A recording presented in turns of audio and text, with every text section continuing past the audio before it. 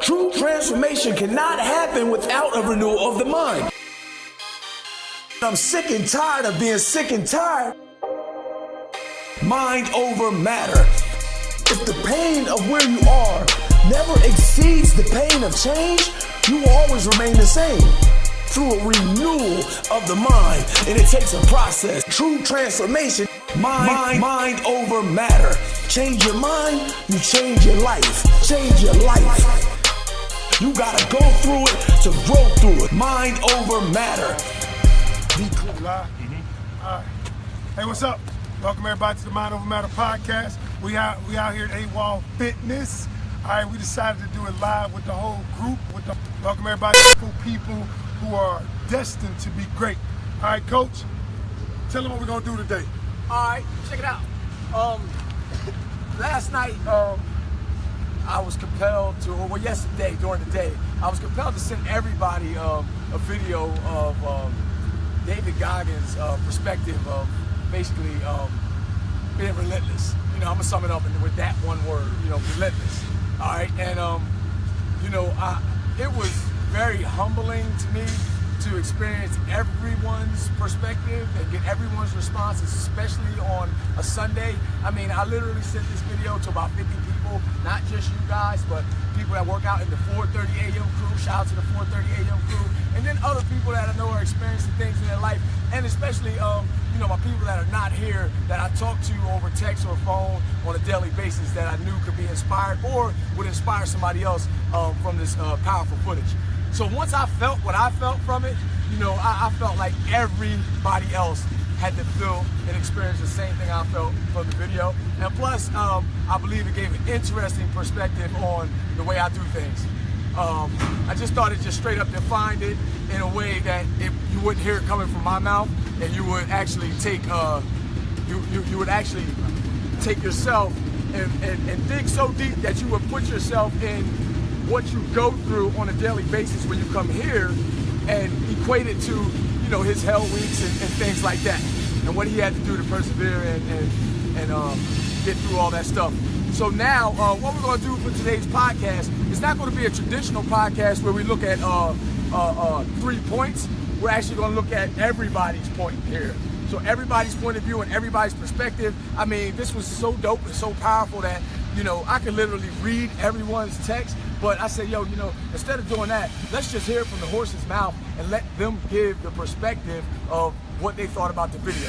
So real quick, for those of you who aren't familiar with David Goggins, we'll have a link connected to this podcast or to this post so that you can actually, you can do some research on him yourself and maybe become not motivated but driven from his perspective. Okay, and get some insight so that you can be driven.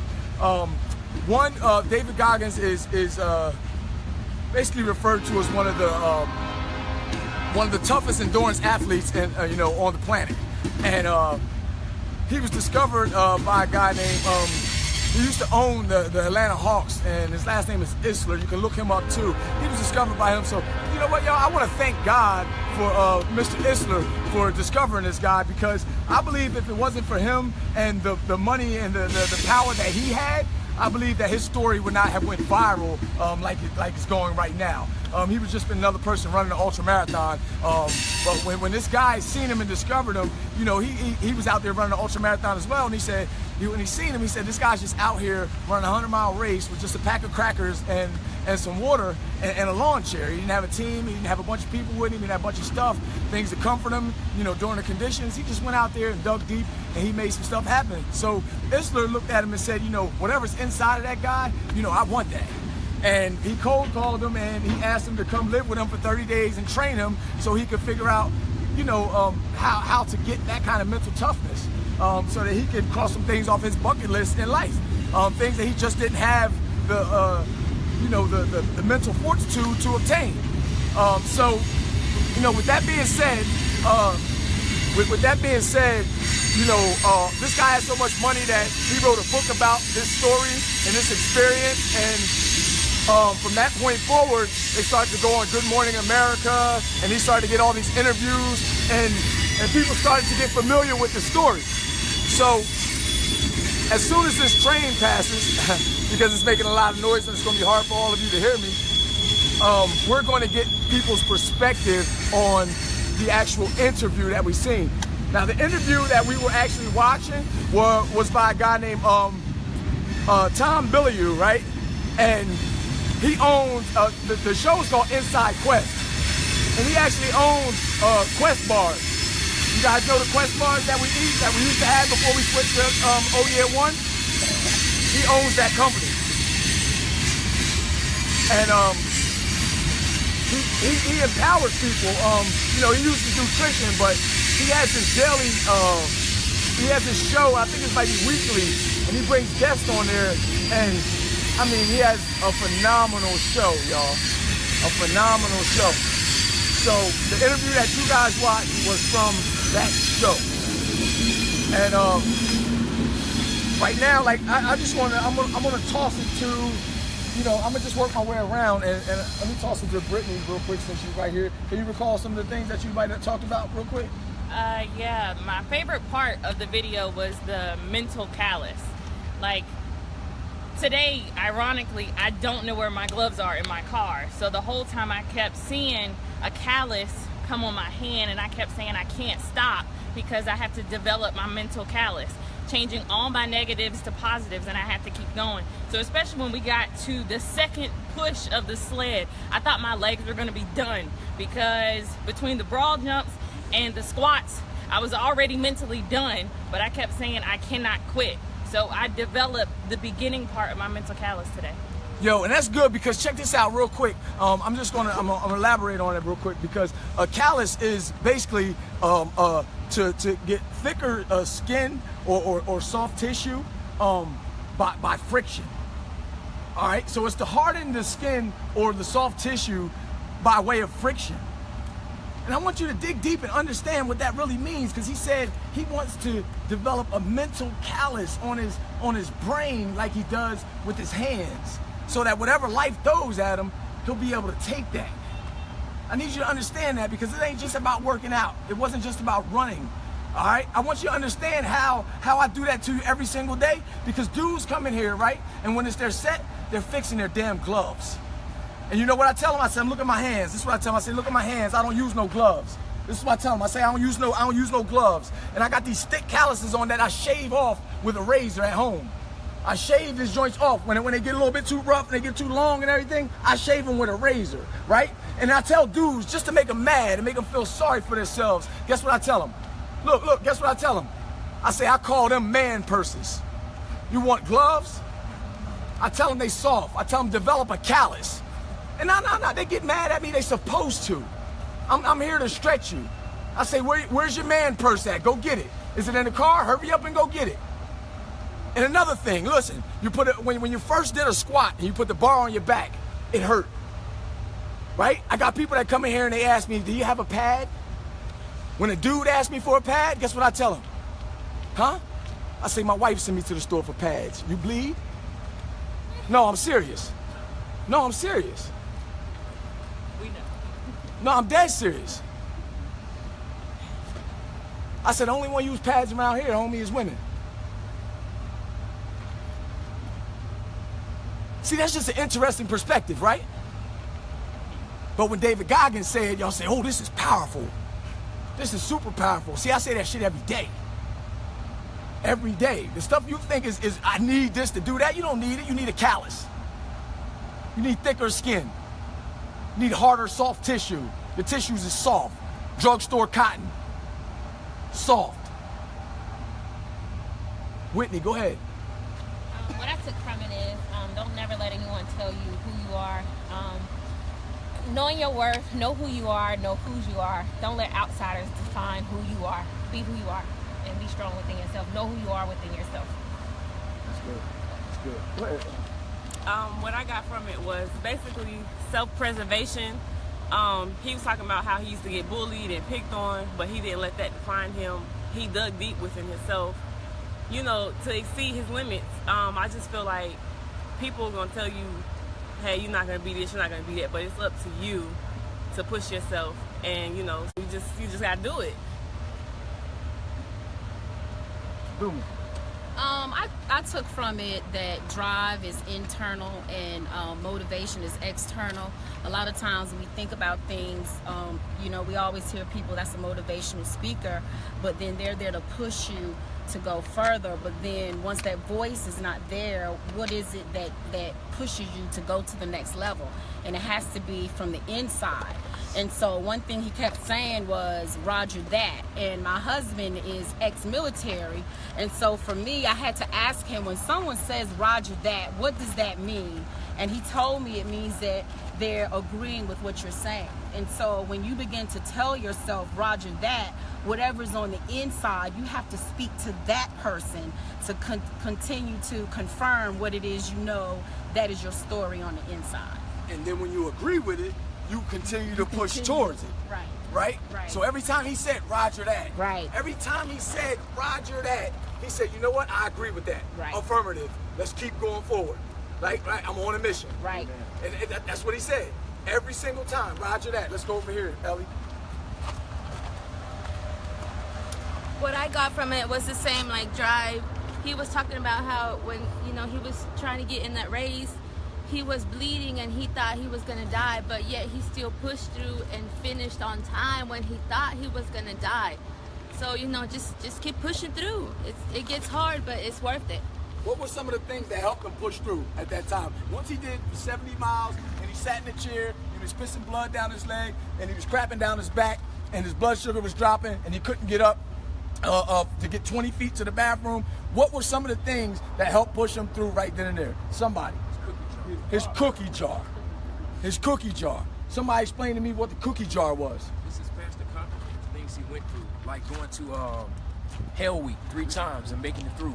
Yeah. With messed up shins and broken feet, take them up then. Like, he went on his past experiences, things he's been through, and kept telling himself he's a bad mother. Who else on earth will be able to get up? Yep. So let me tell you, he said two things that make me successful. He said self-talk and visualization. And me and Ken tell you guys this all the time. This is what we say every single day.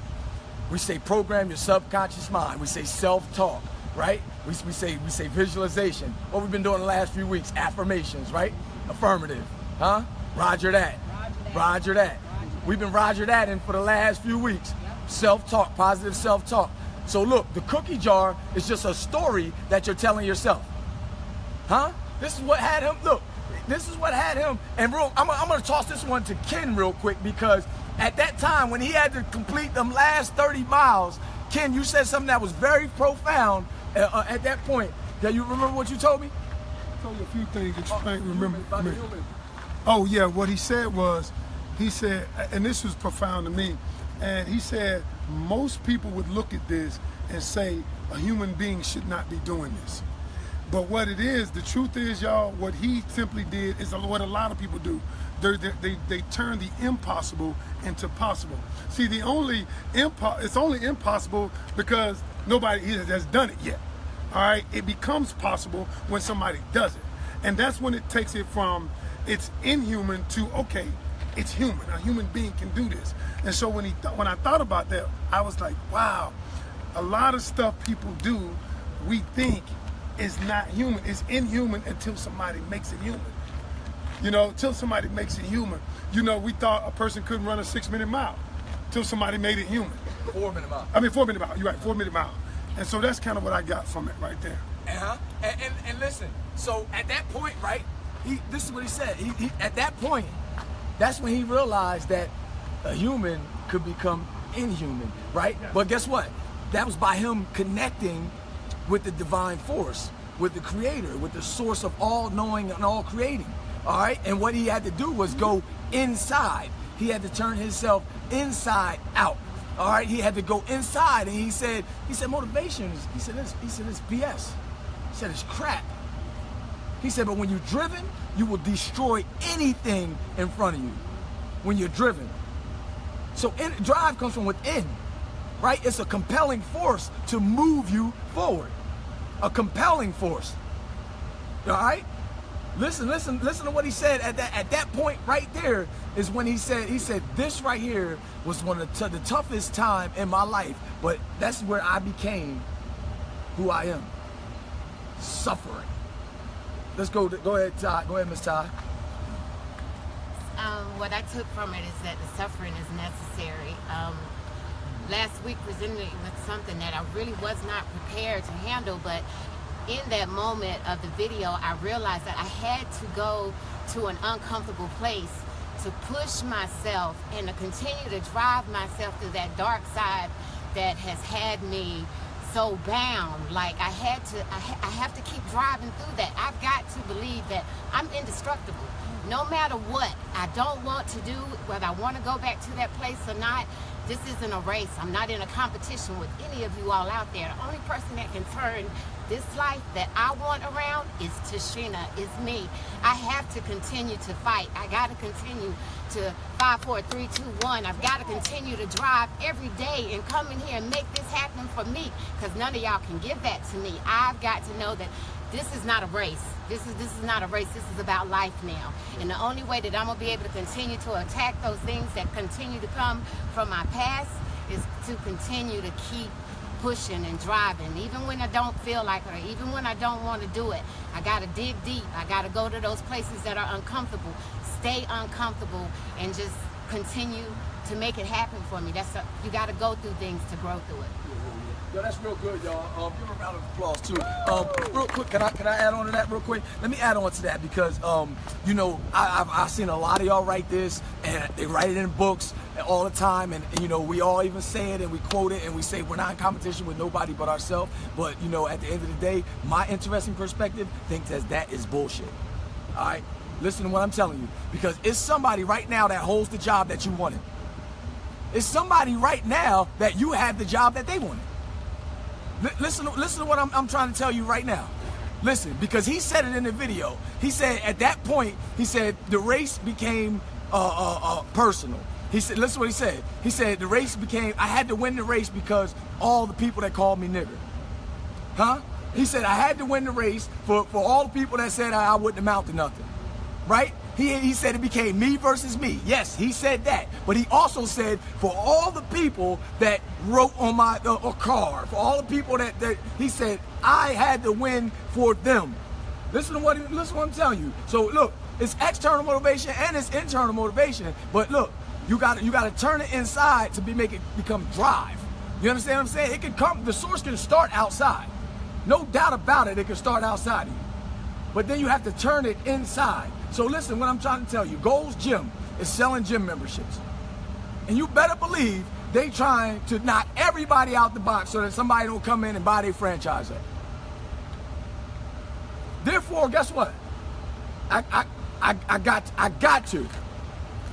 to sell gym memberships. I got to. I don't do CrossFit, but guess what? They in the market. They in the market. You think LeBron James went home after the joint and was happy? Huh? I watched the 30 for 30 last night, right? With Bird and Magic and them, right? You know what Magic said? He said there's one thing on earth that I hate. He said it was the Boston Celtics. And he said if Larry Bird was to put on a green and white jersey again, I hate him. I hate him too. I hate him again. He said when he's seen, matter of fact, Larry Bird said when he seen Magic suffering after the '84 loss, that made him happy. Every day they go out to whoop somebody's butt. You better believe it. Their career, everything that they got is based off of beating somebody. Yes, they had to become better within themselves to get to the point that they would get to, but they also had to go against somebody every single day. The problem is, neither one of them motivate y'all.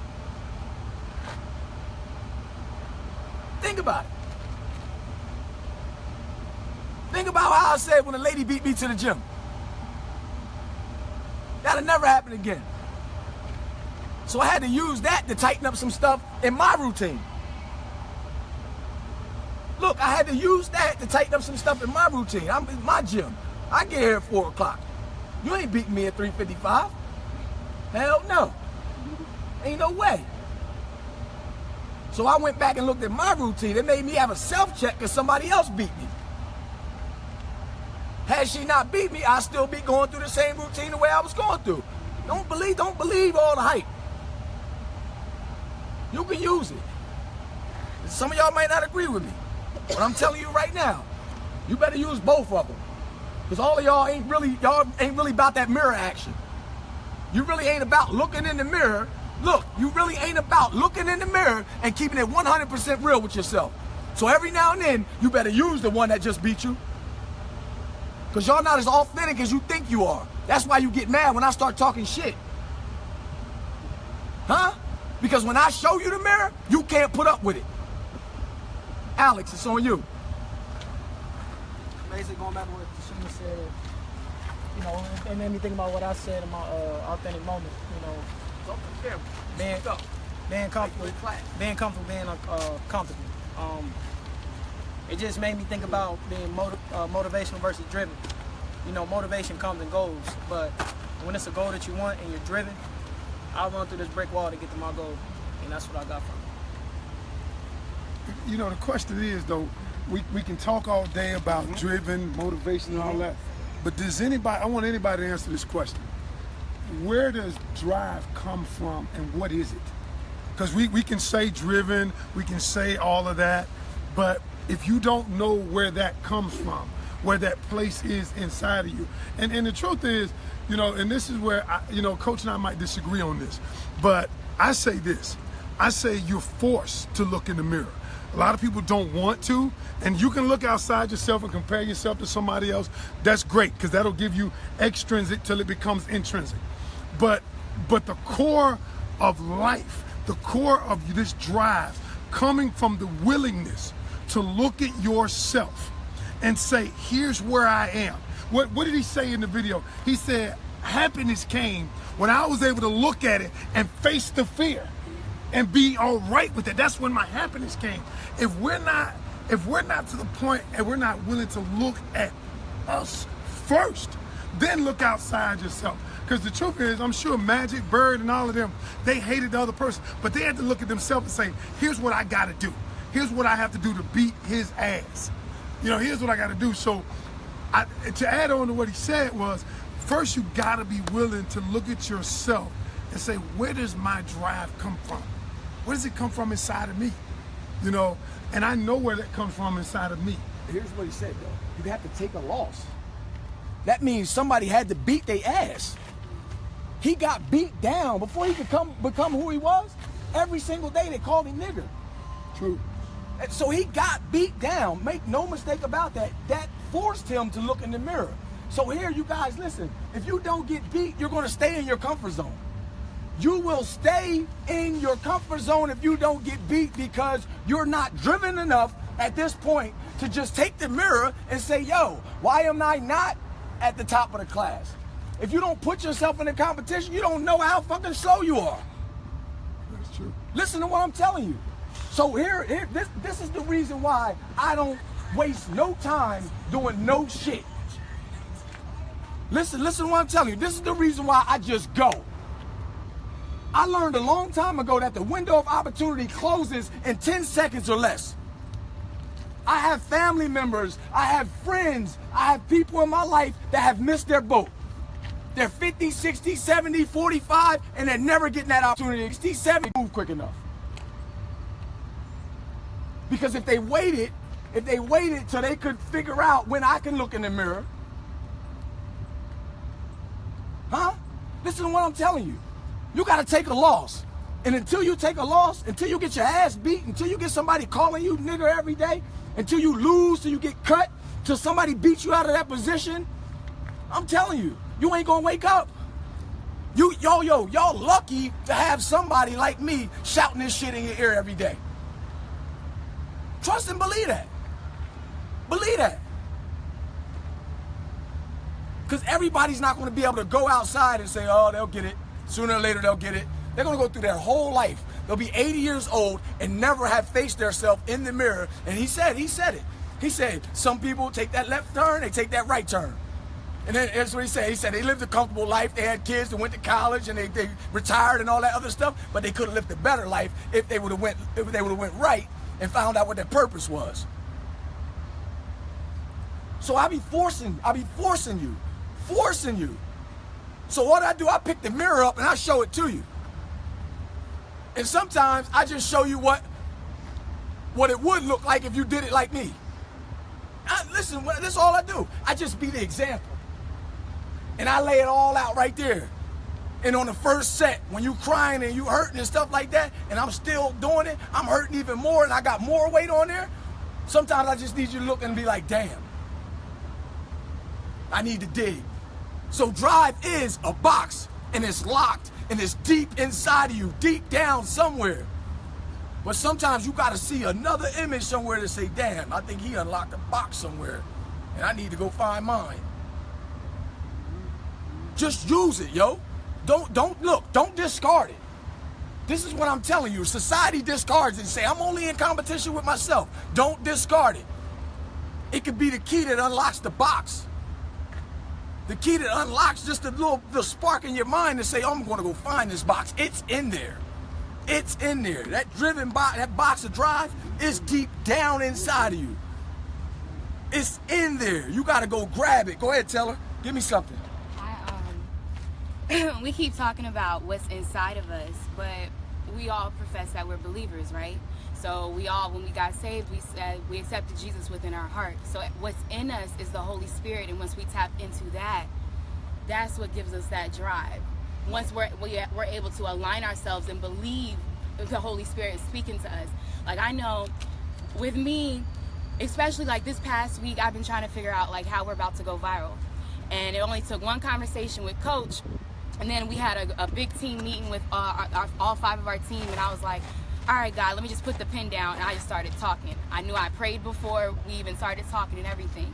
The idea that God showed me was within that conversation, but it took me to believe that it was in me already, to know that He was already here, and that I just had to believe in it, because our success and our failures and our sanity is related to what we believe in.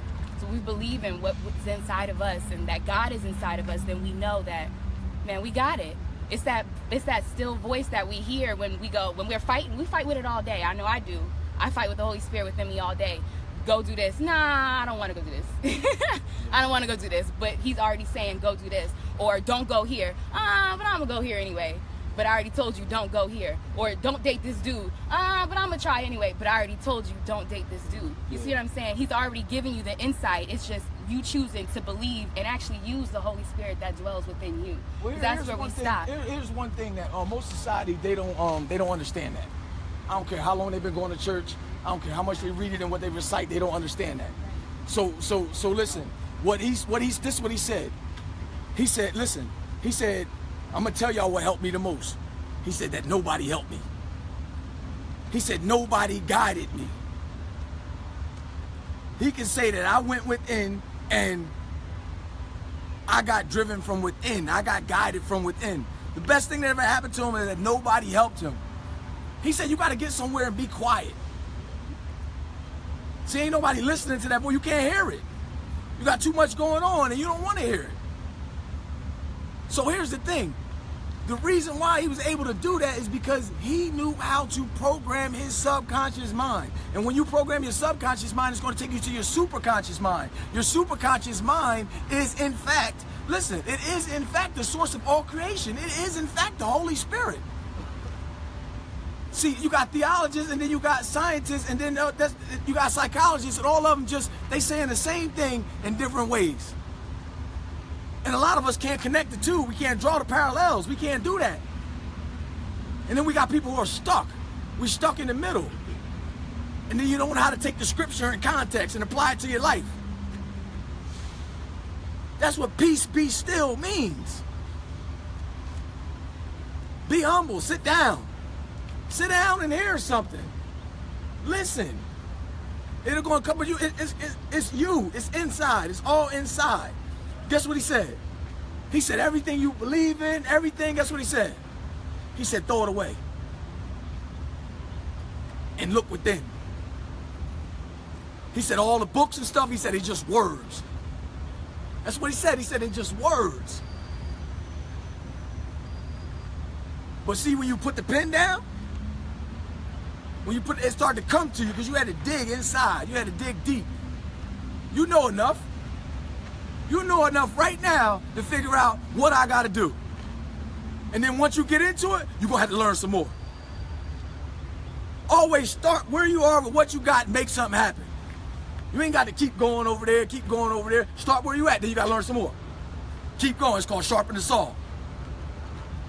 A lot of us want to do more work. We want to keep chopping. We're going to keep chopping. We're going to keep chopping. But guess what I'm going to do? 1 hour worth of interaction is worth more than 7 hours of outer action. You keep chopping it down the damn tree, and I'm going to keep sharpening the saw. I'm going to get up there for 1 hour and knock this tree down.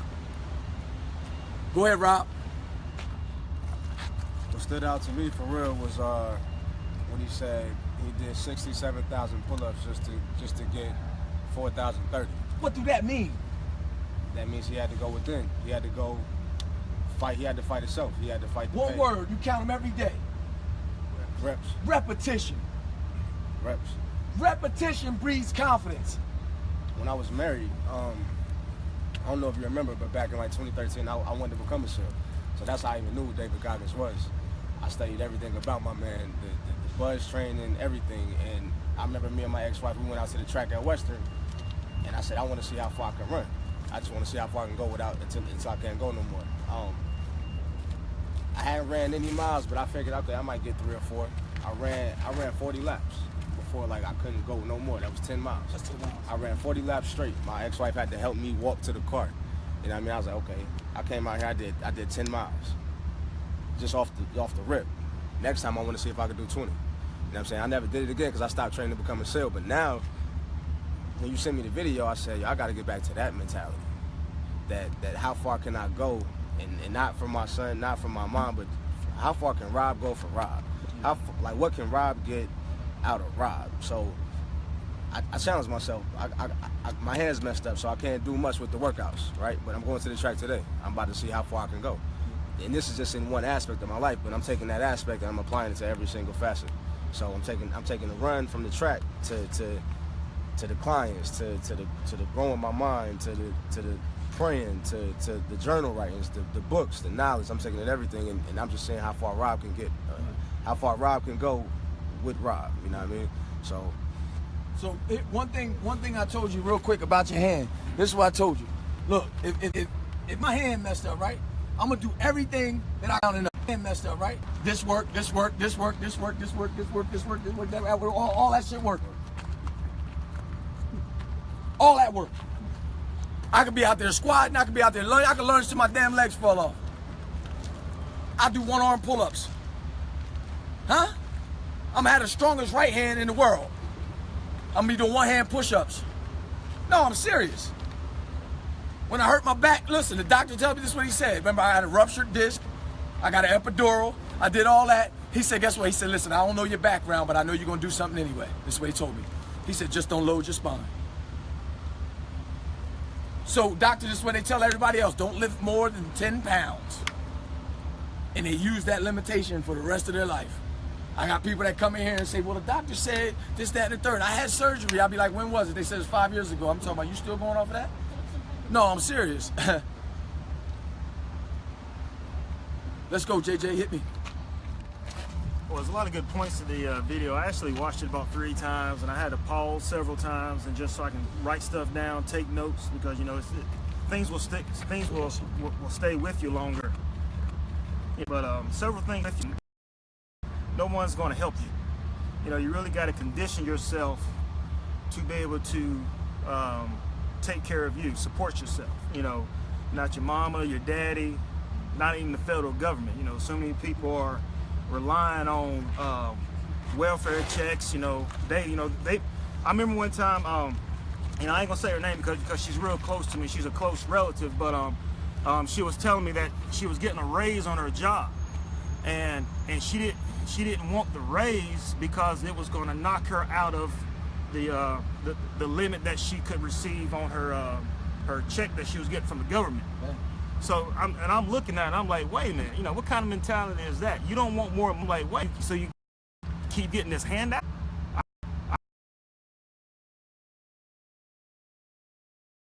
As much commission as I could possibly get, so I don't have to rely on anybody else. So one of the things, you know, that stood out from that video was that, you know, no one's going to help you. You know, so many people want to rely on somebody else, whether it be a parent or a grandparent, aunt or uncle, or even, you know, like I said, the federal government. You know, you really got to condition yourself to take care of yourself. You know, rely on yourself. No one's going to help you. And the other thing he said was, don't run from the truth. Face the truth. You know, really face the truth. You know, do the things you don't want to do and attack them. One of the things, you know, I'm in school right now at Strayer University, you know, and, you know, schooling was never one of my things. You know, David Goggins said, you know, that, you know, he had to look in the mirror and he said that he was a dumb MF. You know, I don't consider myself dumb, but I know I don't like to study. I don't like to read. You know, I don't have the discipline to sit there like I should to get the grades that I should, even though I have the capability, but the discipline isn't there. So as I'm in school, you know, going home in the evening after work, opening that book, opening those assignments, you know, I really have to attack that.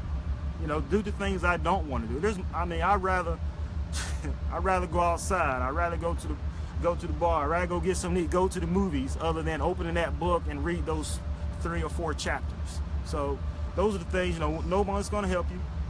And do the things you don't want to do first and attack them. That's two main points I got from the video. Everybody pretty much said what I got from it, but one thing it made me do, honestly, was just look in the mirror and say, am I giving 100%? Am I giving all of me to all that I have? And honestly, I couldn't find one area where I was giving all of me to anything. And it just challenged me that was my prayer this morning, for me today to give all of me to everything that I have, because I could not find an area where I was giving all of myself to. Yeah, I'm basically what counts. Everybody did say what I got from the video. I just tell another thing, a perspective of mine. Mine was basically like my internal motivation. A lot of my life I've been doing things for other people, especially as a young man, coming from a fatherless home, stepfather, and things of that nature came in, helped me be raised as a man. And as a man, the number one thing that you always want to do, men do, is to please their mother, to make their mothers proud. And my main goal for a long time was to buy my mother a house. You know, a lot of successful men want to buy their mom a house. So I was driving, I was pushing, I was working countless hours, doing things, building my credit, did everything I could do to reach this goal. And I finally reached this goal and reached this plateau, and I bought my mom a house. I was so excited. I couldn't believe it. You know, I was like, oh man, this young black boy who was poor bought his mom a house. But I did this for my mom, and you know what happened? My mom didn't even want the house. She got to the house, she said, you know what? This is the wrong side of town. I was like, what? Are you kidding me? I've been working, pushing, doing this for you, doing all these things, and she didn't want the house. So it came back to me like, I was doing all these things for somebody else, but I wasn't pleasing myself. And I was just like, I need to look and read my story. I also read my mother's story, but her story is not my story. She doesn't want what I want. People don't want the things that you want, like the closest friends, your family. They don't want what you want. They don't have that push. They don't have that drive. You have to do it for yourself. And if you continue to do it for other people, you will be disappointed. So that was my main thing that I got from that. That's good, Brandon.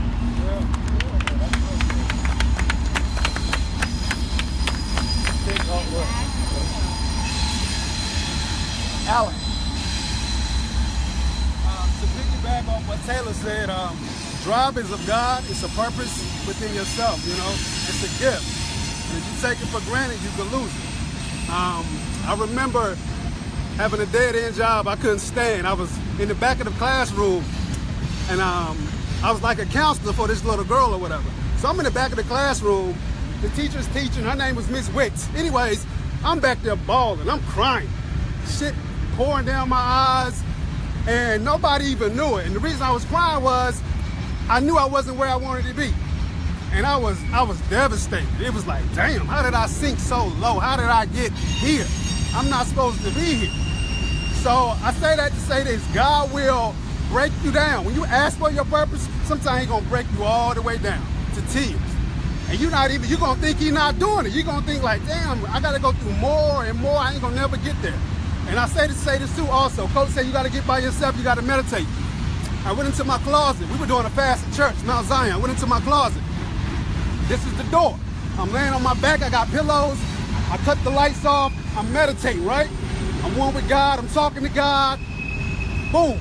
I was in it for about 45 minutes. I get up, go to the door. The door ain't there no more. The door is not there. I'm like, what the hell? I got to turn around, I'm like, what's going on? I find the door. I finally find the door. I come out, my wife laying on the bed. She's like, where did you go? I'm like, I was in the...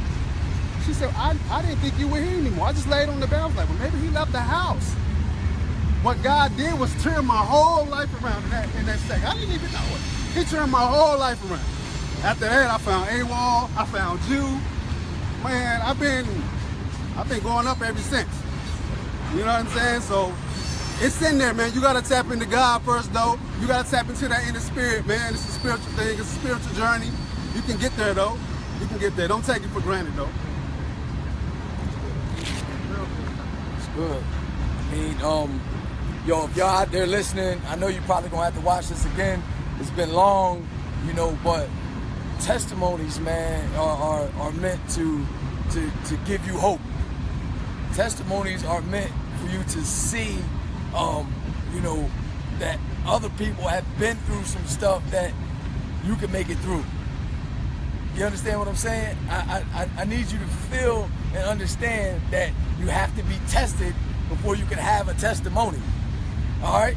And listen what I'm telling you. Greatness come from a great mess. All right? Pay attention to what I'm telling you, because when it's all messed up, that's when you got to put it together. That's when you got to be challenged. You got to challenge yourself, and you got to make it happen. I need y'all to watch this link and check it out, because, you know, it's inspired everybody that's connected to me that I sent it to.